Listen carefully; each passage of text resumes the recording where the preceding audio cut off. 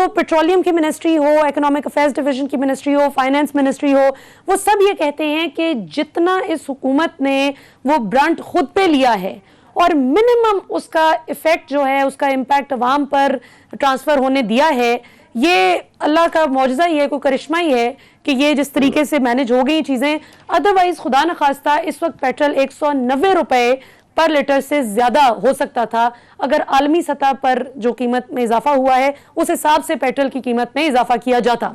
یہ کہنا ہے ماہرین معیشت کا.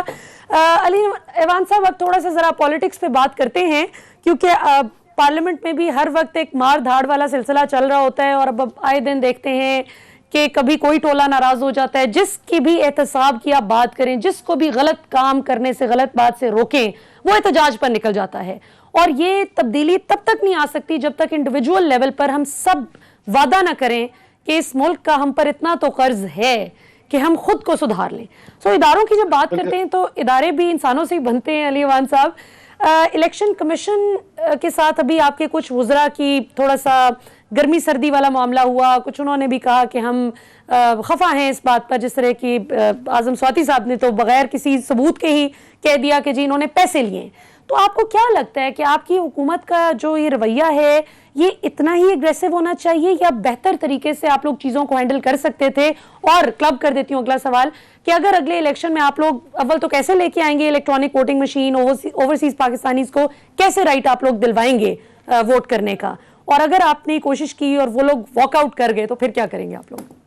لیکن ملیہ, انسان صرف محنت کر سکتا ہے. اور دیکھیں اس پارٹی کو کس چیز کا مینڈیٹ ملا؟ اس پارٹی کو مینڈیٹ ہی تبدیلی کا ملا. اگر پاکستان میں اگر ہم بات کرتے ہیں کہ سنگل نیشنل کریکولم لے کے آئیں گے اور سٹیٹس کو ہمارے سامنے کھڑا ہو جاتا ہے, تو ہم نے تو اس کے اگریسولی اس کے خلاف جانا ہے نا.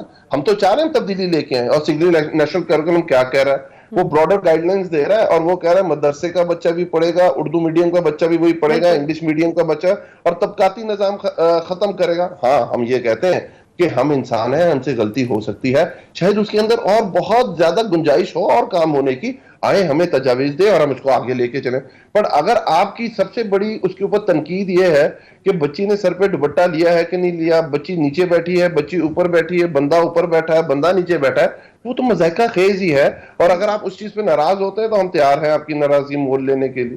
اس کے بعد آپ آ جائیں, ہم آپ کی ملیہ, آپ کے میڈیا, ہم کہہ رہے ہیں کہ ہم میڈیا کو ریگولیٹ کرنا چاہتے ہیں. دنیا میں سیلف ریگولیشنز ختم ہو گئی ہوئی ہیں, آپ نے ریگولیشنز میں آنا ہے. آج سے 3 سال پہلے فواد چودھری یہ کہتا تھا کہ سوشل میڈیا کی ریگولیشنز ہونی چاہیے, تو سارا میڈیا ان پہ تنقید کرتا تھا, ہر روز ان کے اوپر کوئی نہ کوئی پروٹیسٹ ہو رہا ہوتا تھا. آج جب ان کے اپنے اوپر پڑی ہے میڈیا کی, تو وہ کہتے ہیں ہاں سوشل میڈیا کو ریگولیٹ ہو جانا چاہیے, پر جو مین اسٹریم میڈیا اس کو ریگولیٹ نہیں ہونا چاہیے. ہم یہ کہہ رہے ہیں کہ فیک نیوز کی آئے تعریف کرتے ہیں بیٹھ کے, ہم کہتے ہیں کہ فیک نیوز ٹھیک ہونی چاہیے. ہم مثال یہ دیتے ہیں کہ فیک نیوز یہ ہے کہ prime minister Imran Khan China پہنچتے ہیں, اور پرائم منسٹر جو پریزیڈنٹ چائنا ہے وہ یہ کہتے ہیں کہ آپ کی 2 لیڈنگ نیوز پیپرز کے اندر یہ ہیڈ لائن لگی ہوئی ہے کہ آپ سی پیک سے پول کر رہے ہیں. پرائم منسٹر عمران خان کہتے ہیں دس از فیک نیوز. دوسری طرف افغان امبیسیڈر ہے, اس کی بیٹی خود پورے پاکستان اسلام آباد کے اندر گھوم رہی ہے, اور آپ اس کو پوری دنیا میں بدنامی کا باعث بنا دیتے ہیں پاکستان کی کہ اغوا ہوئی ہے, وہ اپنے ول سے سارا موو کر رہی ہوتی. تیسرے پرائم منسٹر ہیں پاکستان کے, آپ ان کی تیسری طلاق کرا دیتے ہیں اور پورے شوز کرنے لگ جاتے ہیں اس کے اوپر.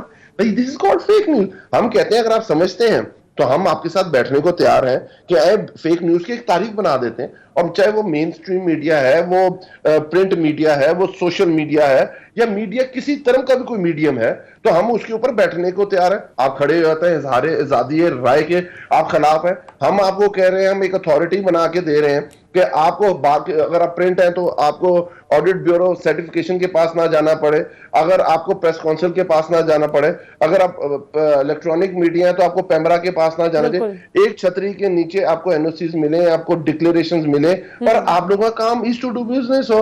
آپ کہتے ہیں نہیں ہم نے یہ چیز نہیں ماننی, تو پھر اب یہ ہو نہیں سکتا نا. ہم نے آگے کی طرف چلنا ہے. ہم نے آج بھی جب یہ میٹنگ ہوئی, میں بھی اس کے حصہ تھا, فواد بھائی نے مجھے بھی بلایا تھا, ہم یہ کہہ رہے ہیں آئیں آپ بیٹھے, آپ ہمیں تجاویز دیں. اور یہ پہلی دفعہ ہوا ہے ملیحہ, پہلے اگر یاد ہو کہ پیمرا کس طرح آیا تھا, پی ایم ای کس طرح آیا تھا. یہ بالکل. پہلی دفعہ گورنمنٹ نے ایک کنسپچل پیپر بنایا اور سارے میڈیا سٹیک ہولڈرز کے ساتھ اسے شیئر کیا, مین 20 پوائنٹس لوگوں کے ساتھ شیئر کیے, اور انہوں نے کہا آپ کا ہمیں اس کے اوپر آپ ہمیں بتائیں کہ اس میں ہم کہاں غلط ہے اور کہاں اس کے اندر گنجائش ہے بہتر ہونے کی. آپ یہ کہنے لگ گئے کہ نہیں جی آپ بڑی زیادتی کر رہے ہیں, آپ احتجاج کرنے لگ گئے. اب آپ سارے بیٹھے ہیں نا اور آپ نے اس چیز کو ریئلائز کیا ہے, تو میرا خیال ہے کہ انشاءاللہ تعالیٰ یہ بھی آگے کی طرف بڑھے گا. پھر ہم آ جاتے ہیں جو بہت بڑا ایشو ہے ای وی ایم کہتا ہے. اچھا علی نواز ایوان صاحب, یہاں پر وقت ہو ایک شارٹ کمرشل بریک کا. سب سے پہلے تو سر آپ سے یہ پوچھتے ہیں, اس سے پہلے کہ ذرا نیوزی لینڈ کی جو کرکٹ ٹیم اب واپس چلی گئی ہے اس حوالے سے آپ سے بات کریں اور دیگر سیاسی ایشوز پر بات کریں, سب سے پہلے تو آپ ذرا ہمیں یہ بتائیں کہ غریب آدمی کی زندگی کب آسان کر رہی ہے پی ٹی آئی کی حکومت؟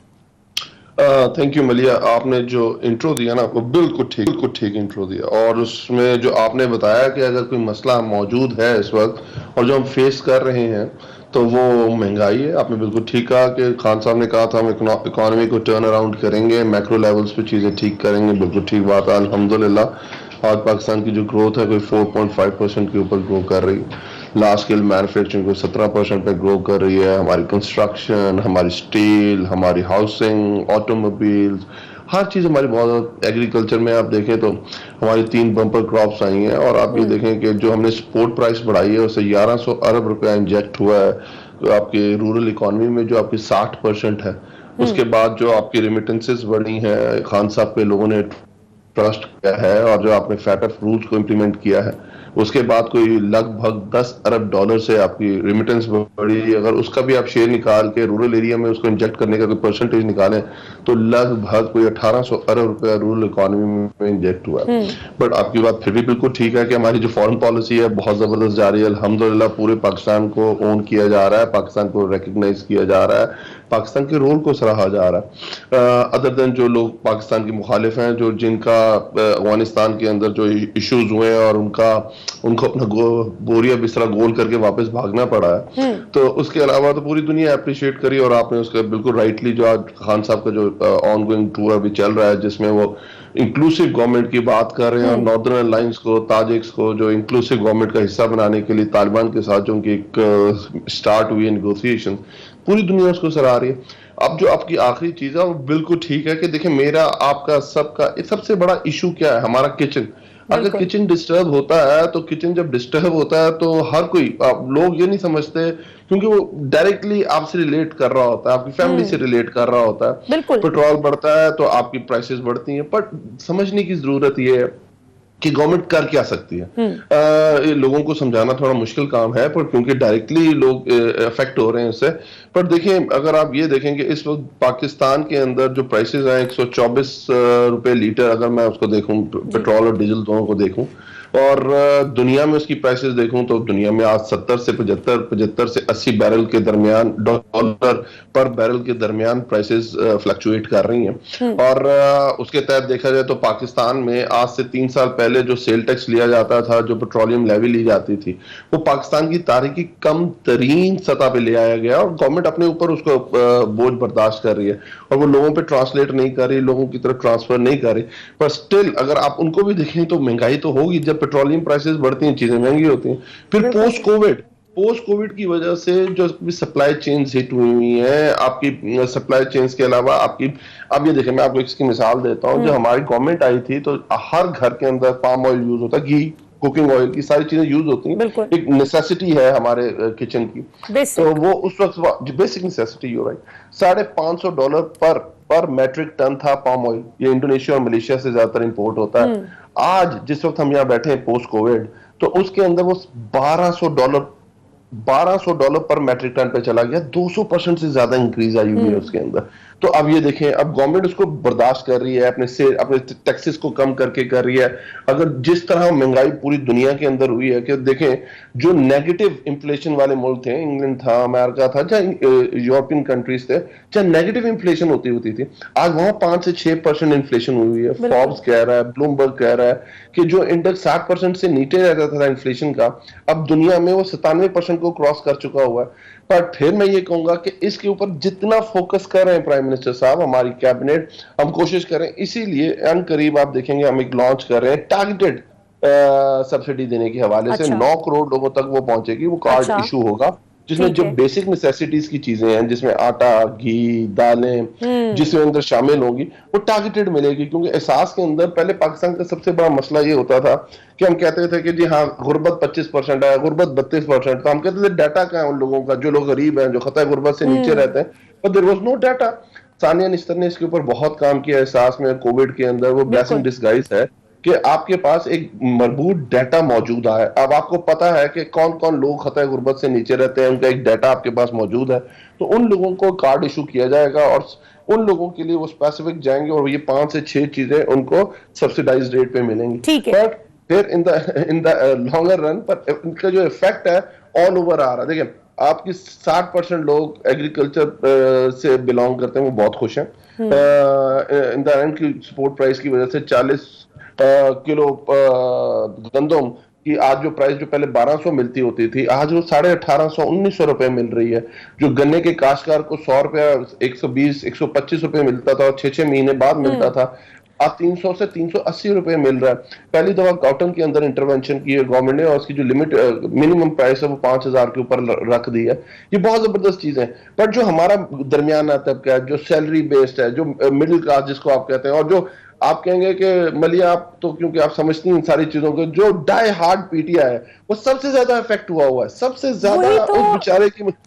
یہی تو بات ہے علی نواز ایوان صاحب، یہی تو بات ہے. آپ تو ظاہر ہے وزیر اعظم صاحب کے ساتھ ہوتے ہیں، ان کے معاون خصوصی بھی ہیں، تو بہت گہری نظر نہ صرف آپ اس بات پہ رکھتے ہیں کہ کابینہ میں کیا فیصلے ہو رہے ہیں، کن باتوں پر غور کیا جا رہا ہے، بلکہ یہ بھی کیونکہ آپ گراس روٹ سے اٹھ کر آئے نا، کوئی آپ کی وہ میں نے تو خود اپنی آنکھوں سے دیکھا ہے، کوئی سفارش کو اس طرح کے نہیں ہے. آپ نے خود اپنا لوہا منوا کے آپ سیاست میں آئے ہیں اور اسی وجہ سے ظاہر ہے کہ آپ کے کارکنان بھی، آپ کے حلقے کے لوگ بھی آپ کے کافی قریب ہیں.